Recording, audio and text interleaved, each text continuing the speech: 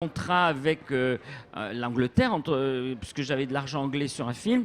Donc j'ai casté, le mot est pas beau, mais un chef opérateur. Et comme j'avais reçu plein de CV, plein de bandes démos, tout ça, les chefs opérateurs anglais sont souvent très très bons. Enfin, ils ont une réputation de bons chefs opérateurs. Moi, j'avais mis mon critère, comme je parle pas anglais, je voulais qu'ils parlent français. Donc je les ai un peu auditionnés au sens propre du terme pour savoir si j'allais pouvoir m'expliquer avec eux en français. Donc ça a été mon critère de choix du chef-op. Mais j'avais d'abord vu leur travail. Oui, d'accord. Voilà, il faut le dire. Mais disons, mon critère, là, ça a été qu'ils parlent vraiment français, qu'il n'y ait pas de malentendu entre nous. Parce que c'est important aussi avec un chef-op de se faire comprendre. Qu'il y ait une bonne communication et justement qu'on gagne du temps là-dessus. C'est pour dire que les choix du chef opérateur ont parfois des... C'est un peu sinueux. Est-ce que tu penses pas, parce que là on parle de chef-op, de rapidité, moi j'ai l'impression en faisant mon métier que au-delà de la lumière et du cadre, quand c'est le cas, ce qui est évidemment la base et ce qu'on apprend dans une école, que le chef-op c'est quand même le premier collaborateur du réalisateur au niveau de la mise en scène. Il faut qu'on comprenne, voilà. C'est-à-dire que c'est tout à fait ce que je disais. C'est-à-dire que la fameuse, quand je parlais d'intimité entre guillemets, voilà, c'est qu'en fait, se retrouvent le matin sur le plateau le chef-op, le premier assistant, le réalisateur et la script. Ce sont les 4 personnes qui doivent comprendre. Et encore une fois, le mec du son... Non, mais non. Alors non, attends, parce que moi, alors là, si on commence à parler du son, j'ai beaucoup à dire sur le son. Le problème, c'est que au départ, on se retrouve sur le plateau, la script, le réalisateur, le chef-op et le premier assistant, et tous les 4, il faut qu'on soit absolument d'accord sur le film qu'on doit faire. Donc il y a eu beaucoup de réunions préliminaires, tout ça, avant, et si vous avez choisi ce chef-op, cette script et ce premier assistant, c'est qu'ils ont compris votre film, qu'ils le sentent, qu'ils ont une manière intuitive maintenant de le percevoir. Alors il faudra faire un débat sur le son, mais là c'est toute une autre histoire, le son. Et là, quand on ouvre la boîte de Pandore du son, on ouvre tout à fait autre chose. L'année prochaine, très complexe. Ce qui me chiffade dans les termes qu'on utilise, c'est toujours de dire qu'il y a comme tu as dit, le chef-op, c'est le premier machin du réalisateur, son premier interlocuteur. Son premier interlocuteur. Alors qu'au fait, je sais pas, parce que un peu tout le monde sur le plateau est finalement le premier. Il y a l'assistant réalisateur. L'assistant réalisateur, moi je parle de mon expérience. Le scénariste est souvent désigné comme le premier interlocuteur. Non, alors non. Souvent quand même aussi le premier. Il y en a beaucoup, quoi.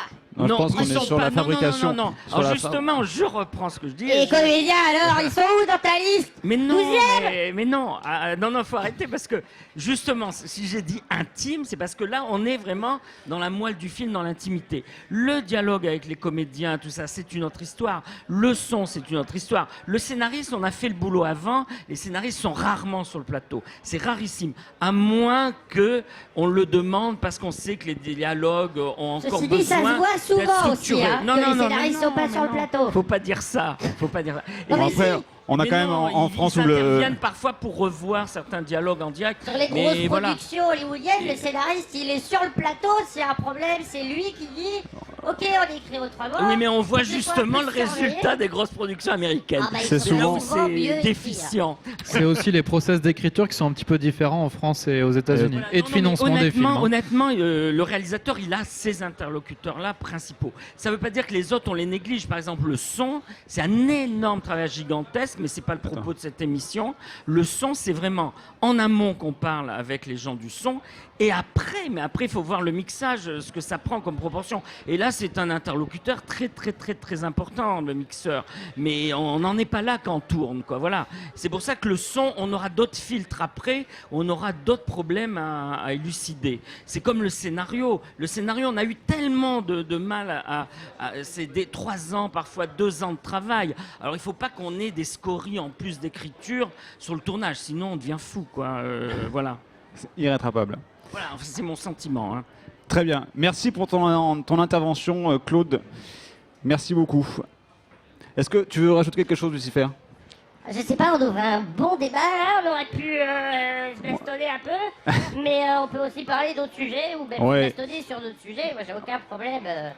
Je propose que Claude est parti. l'année prochaine, on peut faire peut-être une masterclass sur le métier d'ingénieur du son ou Non sondier. mais c'est vrai que c'est toujours un bon débat, le placement, parce que quand on parle, effectivement, le chef-op est souvent en France est considéré effectivement comme le deuxième mec important du plateau après le Real. Très souvent. Ça, c'est qu'en France, ça ? Dans tous les pays.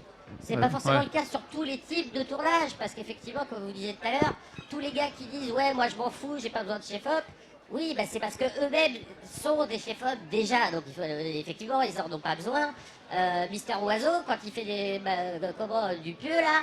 Quand il fait des films, il n'a pas besoin, par exemple, de chercher un compositeur. Lui, il peut dire, les compositeurs, ça sert à rien. Ben oui, bah, tu vois, moi, j'aimerais bien voir un film de Dupieux avec un compositeur ou avec un chef-op, parce que je crois qu'il fait ses films tout seul. Il y en a, Steak, c'est Tellier qui a fait... Ouais, et bah, tu vois, c'est autre chose, les films qu'il a fait avec un chef-op. C'est tout aussi intéressant, c'est différent. Et d'ailleurs, Oiseau, en plus, je crois, chef-opise tous ses derniers films, en fait. Ouais. Claude rajoute dans l'oreillette en coulisses qu'effectivement, on parle pas tu disais de... Ah, allez, reviens, Claude. Allez, Claude, reviens. Nous laisse pas comme ça. Non, mais...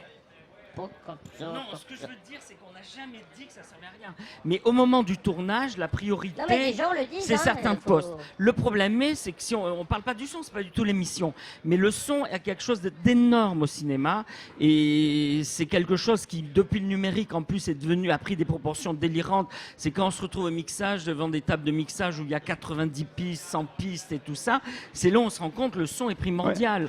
Mais au moment du tournage, oublions ces problèmes-là, parce que on a choisi son ingénieur du son, on l'a choisi, il va faire des très bons sons, il va faire des très bons sons seul, mais après vous allez avoir un très bon mixeur, vous allez avoir le mixeur, bon mais pas que ça, vous allez avoir le type qui va faire la synchro, vous allez avoir le musicien que vous avez rencontré en amont, et là la piste sonore va prendre au moment du montage un intérêt énorme, et là il faudrait être vigilant. Au moment du tournage, le film est déjà dans votre tête. Claude, ce n'est pas possible. Ça n'est pas possible. Parce que c'est justement le truc que je critiquais avec ma blague de début. C'est que, alors par exemple, moi j'ai pas fait beaucoup de tournages, mais j'ai pu assister par exemple au tournage du Point Godwin de Thomas Le Sourd, qui était un petit, défi technique, parce qu'il y avait un plan séquence. Et le matin, je voyais bien, parce que j'étais là, je voyais Thomas Le Sourd. Effectivement, quand il faisait sa première réunion, il y avait effectivement le chef-op, il y avait effectivement Émilie Moreau de la prod, il y avait effectivement le mec du son. Oui, mais moi je veux bien qu'il soit là, mais il va s'ennuyer. Il va s'ennuyer parce que si on fait par exemple un plan séquence, moi je vais lui demander de faire un son parfait, tout ça, parce qu'on sait qu'après on va être obligé d'avoir les sons seuls. Là, on les fait après le tournage. Il va y avoir des tas de bruitages à rajouter, et ce travail-là, on n'en parle pas au moment du tournage. On en parle après. Il n'était pas considéré lui aussi comme un artiste. Mais c'est pas qu'il n'est pas considéré, c'est qu'il est beaucoup moins impliqué dans la mise en scène. Mais les sons ne sont pas que les sons seuls, et c'est pas que les directs. Les directs, c'est une chose. Le son, c'est énorme. C'est ce qui fait la différence avec l'image. Donc, obéissance, c'est ce qui fait la différence. À l'image, je n'ai qu'un seul interlocuteur, c'est le chef-op. Au son, j'ai bientôt 10 interlocuteurs. Alors ces 10 interlocuteurs, il faut les soigner, il faut les écouter, mais pas au moment du tournage, sinon on devient fou. J'ai mon ingénieur du son, il a accepté de faire le film, on a eu énormément de réunions de travail avant. Quand arrive le jour du tournage, il est présent tous les jours, il est là, mais c'est pas l'interlocuteur qui va le plus me poser de problème, c'est évident. Vous voyez ce que je veux dire? C'est évident que le son après, il faut voir, les gens n'imaginent pas ce qu'introduit le numérique. C'est pas le même travail de création. Voilà, exactement. C'est un travail de captation. Et revenons justement Merci, au chef-op. revenons effectivement à l'image. Sur le tournage, se passer d'un chef-op, je vois pas comment on peut faire. Alors là, même sur un kilo. On donne la recette. À moins d'être un réalisateur chef-op. Moi, j'ai fait un kilo avec. À moins qu'on ait un réalisateur chef-op qui peut faire le seul kilo que j'ai pourrait prendre le son également. Mon téléphone. Alors voilà, mais là je triche. Alors voilà, il faut pas exagérer. Merci Claude pour ton intervention. Voilà, s'il te plaît, maintenant tu t'en vas. Et tu n'en reviens pas. Non mais juste pour compléter, L'idée, c'était pas du tout de remettre en question l'importance de chaque poste, et notamment des mecs du son. C'est juste que le Non, chef c'est- opérateur, c'est pour ça que c'est utile, même quand il semble qu'il n'y ait pas de lumière, donc qu'il n'y ait pas besoin de lui, c'est que c'est un vrai collaborateur de la mise en scène. Quoi qu'en disent les réals, je pense qu'il y a peut-être 3% des réalisateurs qui gèrent leur mise en scène tout seuls, mais la plupart ont besoin de cette collaboration avec un chef-op, ce qui n'est pas du tout un problème. Hein. Un film, c'est une collaboration, c'est une œuvre collective, on va dire. Et en intervenant en amont, parce qu'effectivement, quand on fait des réunions le matin, c'est bien qu'il y ait tout le monde, qu'il y ait les mecs du son, tout ça. Mais par contre, nous, quand on prépare un film, tous les soirs, pendant 2 mois avant, on est au téléphone avec le réal à minuit pour parler de ses problèmes de scénario, de ses problèmes de mise en scène, de comédiens, ses problèmes sentimentaux, refaire la vie et tout ça. C'est en ça, pour moi, qu'on C'est est les ça. premiers collaborateurs, quoi. On devient un peu le meilleur ami du réalisateur Bien malgré nous. Parfois malgré nous. Voilà. Je te propose qu'on regarde un kino Ok. réalisé par Christian Laurence l'année dernière à Ok. Hauffcourt qui s'appelle Derviche. Si Christian est par là, je l'inviterai à me rejoindre pendant... Incroyable, il est là. Incroyable, il est là, c'est fou, comme si ça avait été préparé. Donc je vais demander à mon cher réalisateur Nicolas Nova d'envoyer le clip Derviche, donc un kino 2014, travaillé avec très peu de lumière. On en parle après. Nico, C'est un, quand c'est il y un a- extrait il y a ou pas c'est d'un- le kino? Non, on va regarder, c'est un film très court, enfin Ok, de cool. quelques minutes. Il n'y a pas de... Voilà, merci.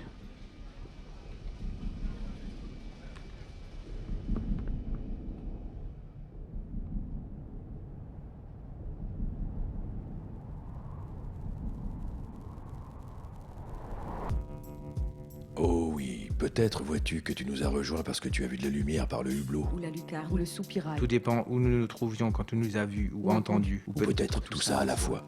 Ce que nous faisions là, le charivari, le boucan, le tohu-bohu, la danse du chaos que nous dansions pieds nus sur la terre battue de notre cave. Peut-être que tu as pris Peut-être peur, que tu as puis pris que tu peur. l'as vaincu cette peur. Fuis d'abord, fuis puis sur d'abord. tes pas revenus en te disant que, bien souvent, le risque marche avec dans sa main. La main de l'exaltation. Peut-être nous as-tu trouvés par hasard, ou parce que tu nous cherchais. Nous les marioles, nous les timbrés, nous les fondus, les infimes, les légers. Ceux qui tournent sur eux-mêmes jusqu'à s'étourdir ou Ceux vomir. avec qui on ose s'afficher, mais dont chacun sait qu'ils peuvent tout ambiancer. Même la plus pathétique des funérailles. Peu importe la raison et les bifurcations qui t'ont mené jusqu'à nous, car Car désormais, désormais tu es là. et te fonds à ton tour là où nous étions fondus, dans le magma suant de la vacuité qui danse, dans le chapelet clinquant des farioles. sans objet, ni but, ni plan, stratégie blindée. Stratégie blindée. Que tu nous aies Que cherché tu ou nous pas, aies quelle cherché ou importance. pas, quelle importance. Maintenant qu'à nos côtés tu virevoltes, comme la feuille d'un saule dans le vent d'automne malmené. Qui sait où la rupture te portera? Sûrement pas là où tu pensais aller, n'est-ce pas? Vagabond parmi les vagabonds. Voyageur sans visa perçant les frontières qui dessinent à l'intérieur de toi les pointillés de ta propre Pointillé de ta terreur. propre Pointillé de ta propre terreur. Et quand la nuit enfle, la poussière s'élève et le rythme frappe. Murs et plafonds sont mis à bas et révèlent les étoiles directement au-dessus, sans qu'on sache vraiment si les étoiles tombent du ciel ou si c'est la poussière qui monte pour les rejoindre là-haut. Et on crie, et on flotte, et on râle, et on étouffe, et enfin on s'écroule les uns sur les autres, et les autres sur les premiers, et ceux qui restent sur d'autres encore. Qu'on n'avait même pas vu entrer. Et les chants cessent et ne restent pour quelques instants que la musique de nos essoufflements. Sommes-nous toujours absurdes? Toujours ces hurluberlus abscons puis la sueur que tu n'osais pas Que voir? tu n'osais pas voir. C'est moins que moi qui te tentent et t'aiguillonnent avec leur lune à demi pleine et leurs espoirs attirent l'arigot. Maintenant qu'à nos souffles le tien s'est mêlé et à nos cris les tiens pareillement, alors, Alors, Vous n'êtes pas là, tu réponds calmement. calmement, vous n'êtes pas là. Vous n'êtes pas Vous là. n'êtes pas Vous là. n'êtes pas là. Si tout cela était vrai, tu réponds sans doute, cela aurait rendu ma vie plus belle et aujourd'hui plus doux et demain moins lourd. Si vous existiez, me guidiez dans ce lion où l'on frappe de ses pieds nus la Ces poussière pieds nus, alors la oui. poussière. Alors oui, mais rien n'est là, et tout est faux, dis-tu. Faux comme tous les soirs, faux comme toutes les Et nuits. tout est faux, Et dit. chaque fois que je vous trouve et vous rejoins, Chaque fois dis-tu, ce n'est pas parce que j'irai dans les sombres artères d'une ville éteinte, non mais bien plutôt dans le creux de ma propre tête. Pour chaque soir, il glissait en zigzag. Chaque soir y trouver un refuge chaud et secret. Là où je peux, quelques heures, fouler pieds nus la poussière et ne craindre rien d'autre que de passer un laps, un instant, un segment Mort de hors de moi-même moi-même. et de tout ce que je représente à mes propres yeux. je représente à mes propres yeux. Mais rien ne se passe véritablement et malheureusement. Encore ce soir, rien ne s'est passé. Puisque je suis là, enfoncé dans le calme de chez moi, que personne ne m'a frôlé, que je n'ai ni ri, ni pleuré. Que j'ai dîné seul, que j'ai fermé les volets, que ma nuit est paisible, que ma nuit est sensée, que je ne sais pas qui vous êtes, que je ne sais que je pas n'ai qui fait vous que êtes, rêver, que je n'ai fait que vous rêvez, Et surtout et que mes pieds sont propres, propres, et surtout chaussés.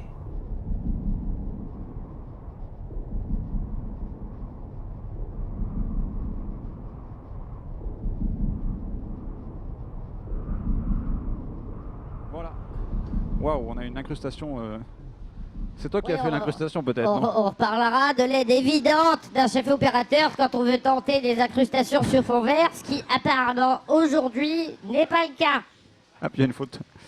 Très bien. Ah, je suis Godzilla. Donc, Hein? t'as fini? Oui. Non. Je reçois donc Christian Laurence qui a réalisé ce kino il y a 1 an. Merci d'être avec nous et d'être au festival. Merci de me recevoir, les boys. Voilà. Ce film-là donc a été fait en une journée et une nuit, si ma mémoire est bonne, avec peu de lumière. Enfin, du coup, 0 projecteur pour tout ce qui est plan d'extérieur et éolienne en plein jour. Exact. Et sur quoi, la plage, un on projecteur avait sur un la plage? projecteur Ouais, et un truc comme éventuellement un petit panneau LED pour le début de Et les projecteurs. ampoules du décor, en fait. Et les On s'est ampoules, servi voilà, Des, ouais. des images, des lumières du décor. Ouais. Voilà.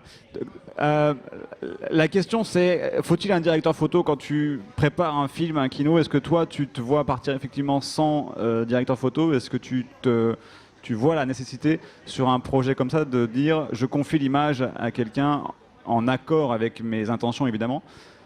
Est-ce que ça te rassure quelque part d'avoir un DOP pour un projet comme ça ou un kino quelconque? Ben, absolument, en fait. Je crois que c'est essentiel. C'est le premier des collaborateurs, en fait. Et moi, je suis très jaloux de mes collaborateurs. J'ai quelques collaborateurs avec qui je travaille presque exclusivement. Je dirais, j'ai 3 ou 4 directeurs photo avec qui je travaille, dont tu es d'ailleurs, Thomas. En tout cas, ici, tu es mon directeur photo attitré. Le français. Le français. Mais pour moi, c'est quand même le premier interlocuteur. C'est la première personne avec qui on commence à diriger. Ça va, Lucifer? T'as des gaz Lucifer. intestinaux, ça va? Lucifer Un se peu trop retourne. T'as pas suivi du tout le... Oui, non, j'ai suivi. Ah oui? Bah...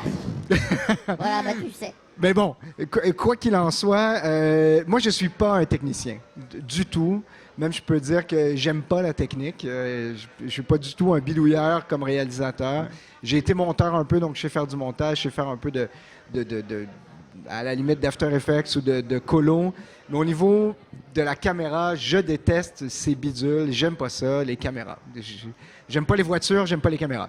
Par contre, j'ai un œil de cadreur. J'aime beaucoup cadrer. Et pour moi, le cadre, c'est vraiment essentiel. Et quand je fais des kinos à plus petite envergure, si on veut, comme l'ouverture, cette semaine, j'ai fait l'ouverture du festival. Je l'ai fait tout seul par simple besoin de liberté et pour pas embêter personne et pas besoin je me dis, les chefs-op qui sont dans la salle sauront mieux se mettre au service des films qui ont besoin d'eux. En fait, moi, je peux me promener avec un petit DSLR puis faire quelques images autour. Ça va, je peux me débrouiller. Mais dans le cas d'un film à plus grand déploiement, pour moi, le chef-op est le principal et le premier interlocuteur à qui je m'adresse, en fait. Non, mais c'est vrai, parce que un film, c'est d'abord et avant tout un scénario, et ensuite de ça, c'est un scénario mis en image. Cela dit, je suis d'avis également que c'est le son qui raconte l'histoire dans un film. Ah. Après, c'est pas forcément pour faire des guéguerres entre postes, mais c'est plutôt pour, disons, par rapport à la façon dont c'est dit, comme un peu une règle évidente qui serait une évidence pour chaque tournage, alors que pour moi, l'approche technique varie en fonction du film. Je dirais par exemple, il y a des films où au fil de l'histoire, de l'écriture au montage, où tu peux te rendre compte par exemple que finalement ta collaboration principale sur l'œuvre aura été avec le compositeur ou whatever, quelqu'un d'autre. Mais je t'interromps, Lucifer. Attention, j'ai pas dit c'est mon principal interlocuteur. J'ai dit c'est mon premier interlocuteur. C'est vrai. Et Mais c'est du coup, très je trouve différent. que enfin, en fait, c'est plutôt la phrase que je trouve offensante. Est-ce que tu as Mais- un passif Je de... trouve ça offensant! En fait, je dis ça parce qu'il y a 3 écritures dans un film. Hein. Il y a l'écriture de scénario, il y a l'écriture en tournage et il y a l'écriture en salle de montage. Ce sont les 3 écritures du scénario, à mon avis. Évidemment, on peut dire qu'il y a une écriture en mix, il y a une écriture à la composition musicale, mais je regroupe ça en post-production dans la salle de montage. Or, comme j'écris la plupart de mes scénarios, et c'est très, très rare que je tourne des scénarios qui ne sont pas de moi, ben, c'est moi qui est responsable de la première écriture. Or, la seconde écriture, c'est là où le chef-op devient mon principal interlocuteur. Et je préfère tourner personnellement sans moniteur, sans retour moniteur, parce que j'aime donner à mon chef-op la responsabilité d'être l'œil du tournage, particulièrement en documentaire ou particulièrement en tournage rapide. Puis quand on a fait Dervish, je regardais jamais dans l'objectif. T'aurais dû. Quelle surprise! Mais j'ai des amis réalisateurs qui sont toujours, qui ont toujours l'œil dans le moniteur. D'ailleurs, c'est assez amusant parce qu'on a vu la version en noir et blanc, alors Oui. qu'il y a une version couleur qui existe. Nico, elle est... En fait, couleur et noir et blanc. Où il y a Nico, est-ce deux, que tu peux envoyer ce qu'il y a sur l'ordinateur derrière nous, s'il te plaît? On a 2 versions. Ah, Ah bon, il y a un problème. enfin. Oui, on va voir tout de suite si ça fonctionne. Donc on aura une version colorisée. Passe-nous passe-nous en grand du coup. En plein écran, dirais-je. Mais tu vois, Sans les cheveux devant, s'il vous plaît. Merci. pour renchérir sur ce que je disais, C'est pas du tout Dervish, hein. C'est pas ça. C'est pas Pour- Dervish. pour moi, le chef-op Merci. est comme un acteur. C'est-à-dire que quand on a des acteurs, on leur fait dire des lignes, mais on n'est pas en train de les téléguider. On n'est pas en train de leur dire, je veux exactement que tu dises la ligne comme ça. Tu donnes un texte à l'acteur, tu lui donnes une direction, et après, tu le laisses créer et tu le laisses te surprendre. Comme réalisateur, tu te dois de maîtriser 15 à 20 du métier de chacun, mais si tu es meilleur que les gens qui travaillent pour toi, ça sert à rien de les engager. Il faut toujours être la personne la plus stupide sur ton plateau ou la moins talentueuse sur ton plateau, mais connaître le langage de tout le monde. Oui. Moi, quand j'engage un chef-op, je veux quelqu'un qui va être capable de m'amener plus loin, qui va être capable de me surprendre et qui va s'abonner à mon esprit, à ma pensée, à ma démarche, mais qui va l'amener plus loin et qui va même me challenger, me remettre en question par rapport à ce que je fais, mais dans la même direction. Pas nécessairement vouloir faire son film à lui ou à elle, mais qui va vouloir prendre ce film-là, cette œuvre-là, et l'amener une coche plus loin, en fait. C'est ça, mais là on voit bien effectivement que tous les postes étaient effectivement très importants, autant en termes de déco, parce que sans le décor sur la plage, il n'y a qu'une plage et du sable. Sans les costumes, on a des gens qui sont habillés dans la vie de tous les jours et qui ne ressemblent pas du tout à ce qu'on ressent. Et sans la lumière, on n'a pas ce qui se passe là en pleine nuit. Donc c'est effectivement, j'allais dire, ces 3 personnes costumes. Sans les cheveux, déco, on verrait mieux l'image, mais... c'est- Non, je parlais à la technique. Et tu vois, Vous tu parles inquiétez pas. des personnages. Dans le cadre de ce film-là, j'ai proposé aux acteurs de me proposer des personnages. Je leur ai pas imposé des personnages. Ouais. Je leur ai dit, voici les personnages. Je veux des personnages burlesques, je veux une fête, je veux un truc qui soit bohémien sur la plage. Proposez-moi des personnages qui sont très racés, très forts. Et chacun est arrivé avec sa proposition. Donc, mon travail avec le chef-op est dans la même ligne. Donc C'est-à-dire... tu te nourris en fait de. mais de complètement. ça. En fait, je les vampirise complètement. Vous êtes Ouais, Bah alors, vous êtes mes proies. En fait, j'avais jamais vu Tu la veux dire version. qu'on se fait sucer, c'est ça J'avais vu que la version noir et blanc de Dervish, et du coup là je découvre les images en couleur. Et ça répond, c'est marrant, à une gêne que j'avais devant le film, c'est que j'aimais bien les images qui n'avaient pas été tournées à la plage. Et que j'aimais pas trop les scènes de la plage dans les cadrages. Je pensais même, je me disais, tiens, en longue focale, le même truc, j'aurais peut-être préféré. Et bref, là, je les vois en couleur, et je trouve ça vachement mieux. C'était quoi la première version, la couleur ou... Non, on a vu une version noir et blanc effectivement qui est sur le disque dur de l'ordinateur. Là, c'est effectivement la nouvelle version qu'on a étalonnée pendant le kino À Montréal.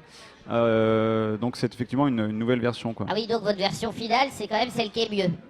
Dans l'idée, c'est Oui. toujours d'aller un peu plus loin quand même. C'était ça ma préoccupation. C'est ça. On vous la transmettra. Ok. Mais normalement, vous l'avez. Donc voilà, pour toi, c'est primordial d'avoir un interlocuteur à l'image, parce qu'aujourd'hui on parle d'image, de chef opérateur. Absolument. Effectivement, le jour où on fera une masterclass de son, on invitera des sondiers s'ils Mais veulent c'est bien. pas forcément le problème du son. Eh ben on fera une masterclass de tous les films, de tous les postes. T'es Mais- d'accord? Ce que je veux dire, c'est que les réalisateurs qui disent qu'ils ont... Ah, pff. Voilà, continue. Mais oui, Vas-y. c'est important. C'est comme jouer au tennis. Enfin, on peut jouer au tennis sur un mur, se renvoyer la balle. Mais un vrai match de tennis, il faut être deux, il faut avoir un partenaire. Et quand on travaille avec un partenaire, et là, on parle du chef-op, mais on peut parler de tous les postes, les partenaires nous renvoient la balle. Et c'est ces partenaires-là qui nous permettent de nous dépasser et qui font de l'idée quelque chose qui dépasse le premier Ce que jet. je veux en dire, fait. c'est qu'on connaît quelques réalisateurs qui ont, mais d'ailleurs pas forcément, on peut dire ça pour les monteurs. Par exemple, on sait que James Cameron aime tellement le montage qu'il n'a pas de monteur. Il fait ses montages parce que c'est, comme tu disais, un réalisateur, il connaît 20% du métier de chacun. Mais parfois, il arrive qu'un de ses réalisateurs connaisse un de ses métiers vachement mieux. Et au fait, il se trouve travaille mieux sans prendre le fameux Oui, mais ça, c'est intermédiaire des ou spécialiste exceptions en dont tu question. parles, là. Hein? C'est des exceptions dont tu parles. Bah oui, mais c'est eux qui font les films les mieux, donc il y a un moment, il faut peut-être se poser des questions.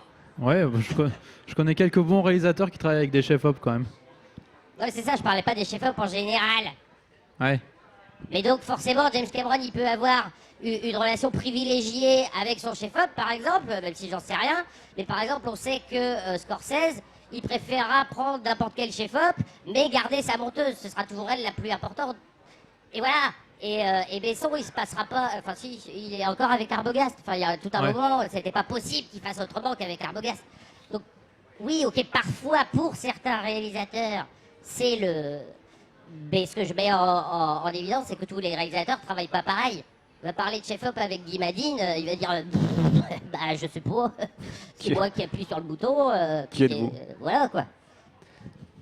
Mais en même temps, c'est cette diversité-là qui fait Oui. la beauté du cinéma. C'est ce que j'essaye de dire. Ben voilà. Un type comme Xavier Dolan, par exemple, chez nous, qui a commencé à faire ses films de façon très autarcique, en fait, donc en réalisant, en écrivant, en montant, en jouant, à la limite, il faisait les costumes même dans ses films. Et récemment, on l'a vu, à mon avis, grandir au moment où il s'est adjoint des collaborateurs qui lui ont permis de dépasser son propre univers, même si son univers à lui était intéressant à la base. Mais au moment où il a pu ouvrir et C'est se intéressant laisser de le nourrir, infuser, à mon avis, c'est là où on a pu révéler un véritable grand talent. Quelque oui, chose oui, à- oui. T'es bouché, hein? Non, non, tout va Lucifer? bien. Bon, ceci dit, j'ai quand même vu des films avec beaucoup de lumière, des chefs-op et une grosse équipe, et puis très mal éclairés. Hein, je ne sais pas ce que tu en penses, mais c'est pas parce qu'effectivement on a un chef-op Effectivement. qu'on fait une belle image, quoi. Et paf. Non, non, non. Non, mais encore une fois, je me répète un peu, mais moi, je suis très embêté parce que c'est pas du tout en cohérence avec la réalité quotidienne de mon métier. Je suis très embêté quand on réduit le métier du chef-op à la lumière et au cadre. C'est quelque chose qui est beaucoup plus large, qui effectivement prend un peu le poste de directeur artistique souvent. En France, c'est ça, ouais. Ouais, en France, en tout cas, de collaborer et de Parce qu'on est synthétiser là, un petit peu tous les postes visuels, la déco, le On est là maquillage, très tout ça. vite sur un film. Enfin, On est là très vite. j'allais dire pas pendant l'écriture et, Ah et si, encore parce parfois que si. souvent Ah, c'est- on connaît nos réalisateurs, mais on est là très tôt et très tôt on va participer à l'univers et à la création de l'univers du film. Ouais.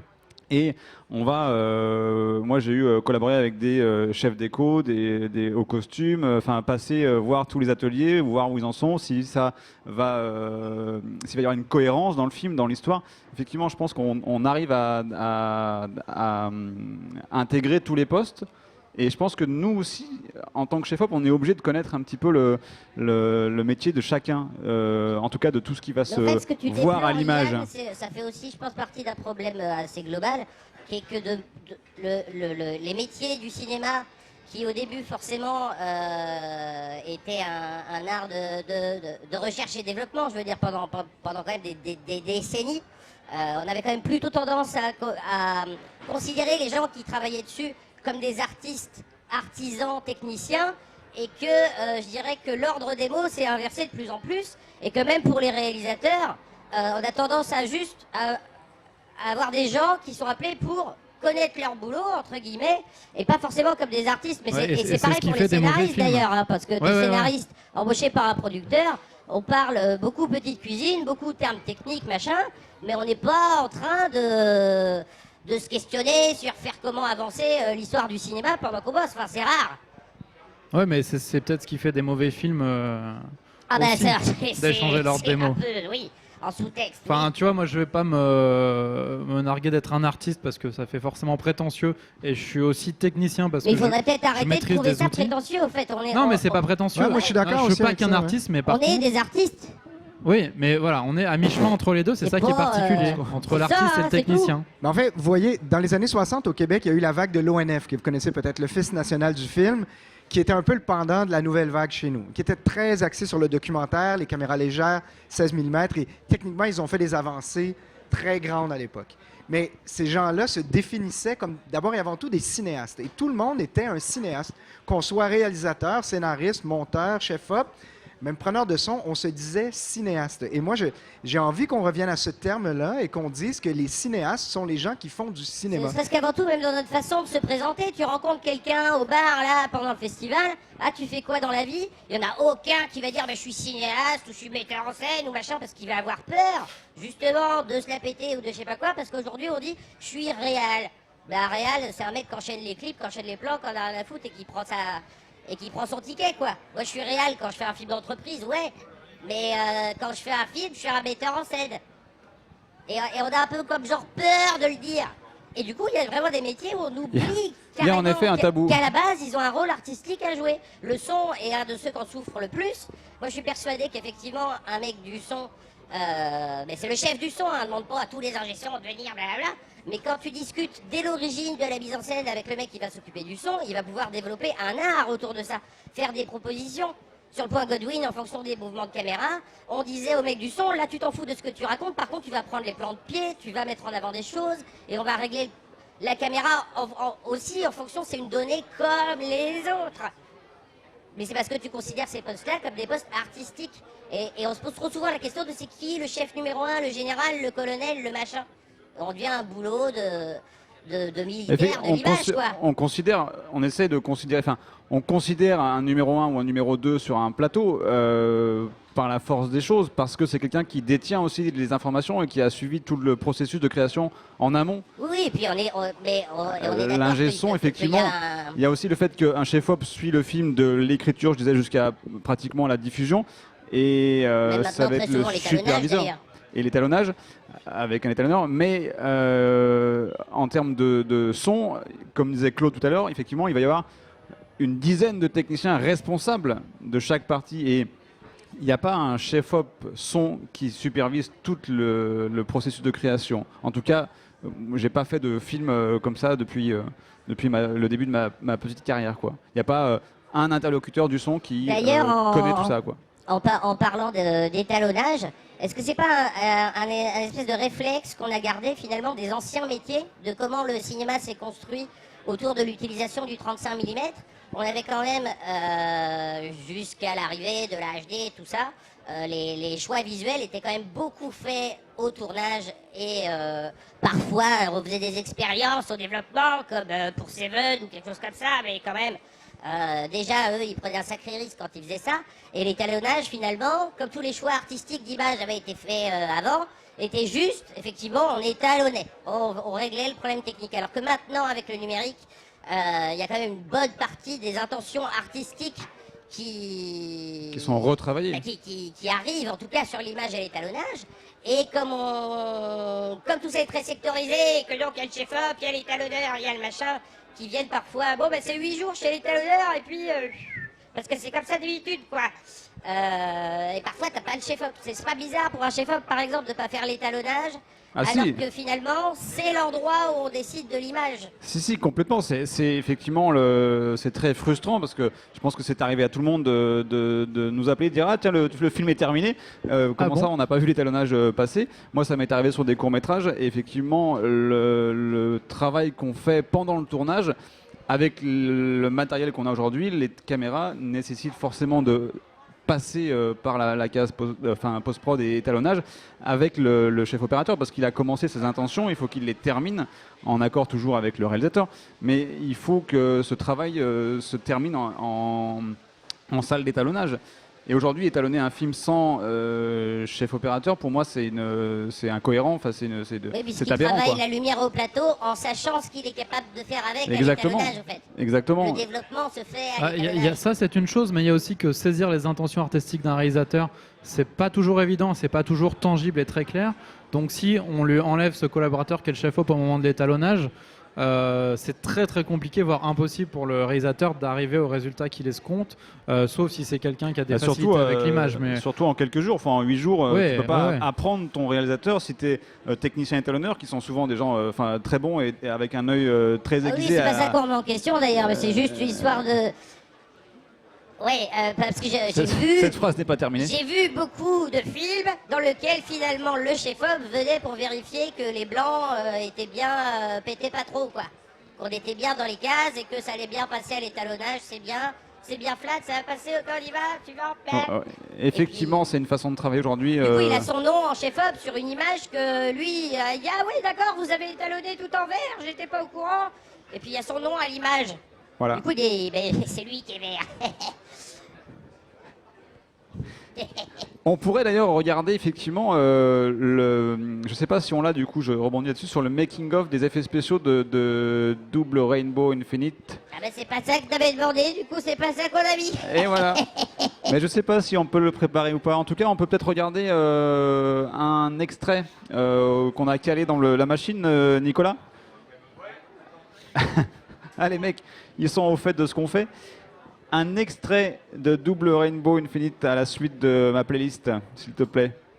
Donc, apparemment, tu as fabriqué l'image de cette série. Je suis le chef-op de Double Rainbow Infinite, on n'en avait pas encore parlé. Et voilà. Parce que C'est une révélation. on dit que c'est une marmade volante qui est chef-op, personne nous prend au sérieux. Et ça, c'est intolérable. Mais comme aujourd'hui on recevait quand même des gens réputés du métier, je me disais que c'était bien de faire mon coming out. Donc Thomas Le Sourd, qui est réputé pour aimer faire sa lumière tout seul, s'est retrouvé sur le point Godwin à travailler avec notre ami François Gabache. Il avait vraiment adoré l'expérience. Et comme il ne pouvait pas faire venir François pour faire Double Rainbow, il a dû trouver un chef-op. Et voilà. Et Donc, c'est moi. et donc, il a fait appel à toi, effectivement, mais ça commence sur Voilà, tu peux mettre en grand, merci. Voilà, alors parle-nous de ces images, de cette très belle incruste que tu as réalisée. Ça, c'est un des gags d'images. Ça nous fait beaucoup rire parce qu'il y a beaucoup de gens, quand ils ont vu les bandes annonces et des petits extraits, ils nous disaient, dis donc, elles sont bien foutues, vos incrustes, dans le désert. Non, c'est parce qu'on est allé filmer dans le désert. Du coup, c'était plus pratique. Mais c'est un cas d'image dont j'avais entendu parler beaucoup. Souvent, tu as des gens qui sont des chefs-op et qui filment dans le désert qui te disent « Oh là là, le désert, c'est un truc de ouf !» Filmer dans le désert, t'imagines pas, puis ils décrivent jamais vraiment, mais tu sens que c'est un truc qui marque. Eh ben, c'est ça. C'est indescriptible. C'est-à-dire que comme la lumière est au-dessus de toi, vraiment, des fois, elle est pile poil au-dessus de toi, il n'y a pas d'ombre, par exemple. Et tu es sur une surface, alors je sais plus, est-ce que l'extrait on peut le remettre du début par exemple? Bim. S'il vous plaît, en régie. Mais ça va venir, hein, t'inquiète. Ouais. Ah, quand je suis en régie, ça va plus vite.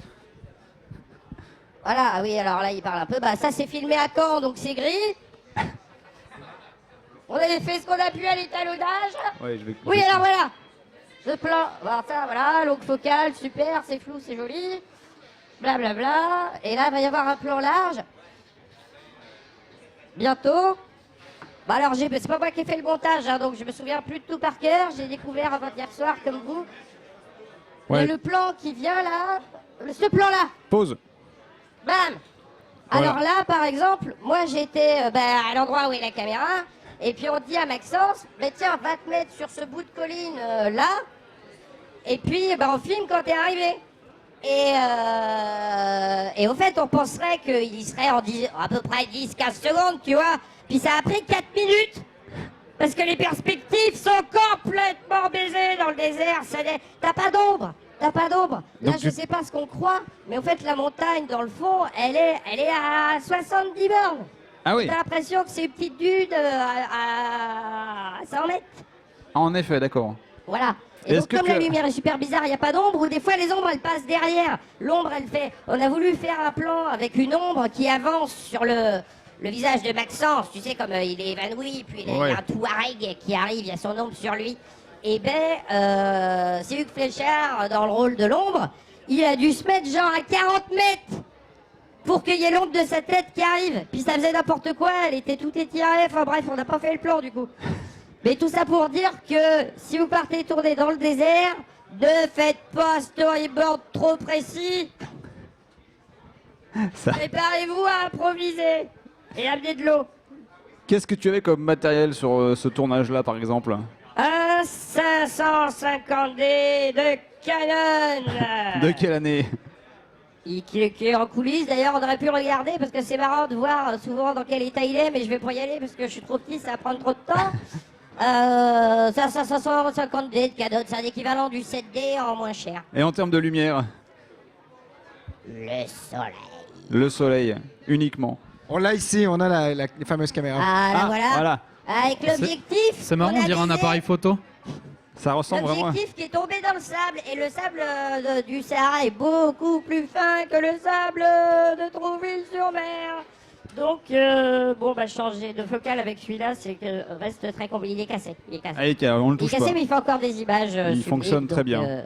D'accord. Donc, tu as éclairé effectivement ce film photographié avec cet appareil. Effectivement, donc je dirais 95% du film, on a parfois utilisé d'autres caméras. Il y a des séquences en stop motion pour lesquelles on a utilisé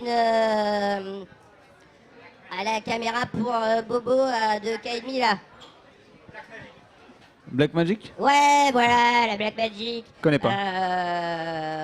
C'est super sympa pour faire des timelapses. Après, j'ai même pas compris comment on peut la tenir pour faire un plan. Ah non, je crois qu'on la tient pas. Non. Il faut une table. Option timelapse fort sympathique. Ça fait un peu cher l'option timelapse, hein, mais pour ceux qui kiffent le timelapse, on sait jamais. Très bien. Merci beaucoup en tout cas pour ce partage d'expérience, Lucifer. Et de rien, c'est quand tu veux. On pourra peut-être collaborer et échanger sur nos expériences. Ah, effectivement, je pourrais te donner des tips. Merci en tout cas d'avoir participé à l'émission. Il est 17h56, il nous reste 4 minutes pour nous dire au revoir, ou peut-être quelque chose, ou peut-être des questions même, on ne sait pas. Oui, l'ingénieur du son s'active, je sais pas. Ah, il faut qu'on change. Donc on arrête. Pas de questions alors. Ça te tombe bien. Si, une question. Allez, une question quand même, vite fait. Une question. Le micro. Attends, il y a Mathias, un HF qui arrive tout de suite.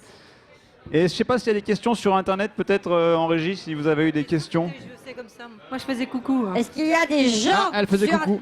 C'est formidable. C'est une question qui envoie une autre. C'était plutôt une réponse, t'as dit con. Eh ben coucou alors. Non, pas de question. Très bien. Il y a une question peut-être, non? Non. Non, j'ai oublié. Du coup, comme je pensais qu'il y avait une question, je me suis dit que j'ai plus besoin d'y penser. Du coup, j'ai pensé à rien. Très bien. Christian, un dernier mot peut-être sur l'émission, sur tes projets futurs, sur tes envies. Qu'est-ce que tu nous conseilles d'aller voir? J'aimerais peut-être revenir sur un truc que Lucifer a dit. En fait, je pense que les métiers du cinéma sont trop cloisonnés aujourd'hui. Il faut les décloisonner. Il faut vraiment travailler plutôt en équipe. Et j'ai souvent entendu les récriminations de directeurs photo qui se plaignaient de ne pas avoir assez de contact avec la direction artistique, parce qu'on peut bien éclairer un décor, mais si on ne connaît pas la palette de couleurs du décor, ou si il n'y a pas de synergie entre les deux départements, et ce n'est qu'un exemple, parce que le chef-op doit aussi travailler avec le monteur. Récemment, en documentaire, j'ai eu de graves soucis au montage parce que mon chef-op ne tenait pas les plans assez longtemps, par exemple. Ah oui. Et donc, il faut que les gens soient en synergie. Claude, tu veux intervenir alors? Ah, une question pour Claude alors. Est-ce qu'on a encore Mais alors Claude, on a 2 minutes. Quand il y a du tis, ça bastonne en général. Hein. On a 2 minutes, Claude. Ce que je veux dire, c'est qu'en fait, celui qui doit faire le lien, justement, comme tu dis, ou le liant, c'est le réalisateur. Je crois que c'est clair, c'est évident que s'il y a scission ou s'il y a fragmentation dans son équipe, c'est de sa faute. Enfin, je crois Mais qu'il ça faut fait tout le partie de temps son métier de fédérer. de fédérer, et il faut tout le temps, en effet, comme on disait tout à l'heure, comme tu disais, c'est évident que le chef opérateur, la monteuse doit le connaître, il faut que l'équipe, il y ait une interactivité dans chaque membre de l'équipe. Et c'est vrai que c'est vital. Par exemple, tout à l'heure, vous parliez de l'étalonnage. C'est évident que l'étalonnage, le chef opérateur, s'il n'est pas là, je me demande quel film on fait, quoi. C'est évident qu'il faut que le chef opérateur soit à l'étalonnage non-stop, même si ça dure tant de semaines ou tant de jours, c'est évident, quoi. Et il faut que le réalisateur ait au moins cette vigilance, quoi, d'être vraiment à l'écoute de tout le monde et faire en sorte que les gens se parlent. Très bien. Voilà. Merci Claude, ça sera le mot de la fin. Merci à Offcourt de m'avoir permis effectivement de préparer, d'animer cette masterclass. Merci Yann d'avoir aussi participé. Je t'en prie.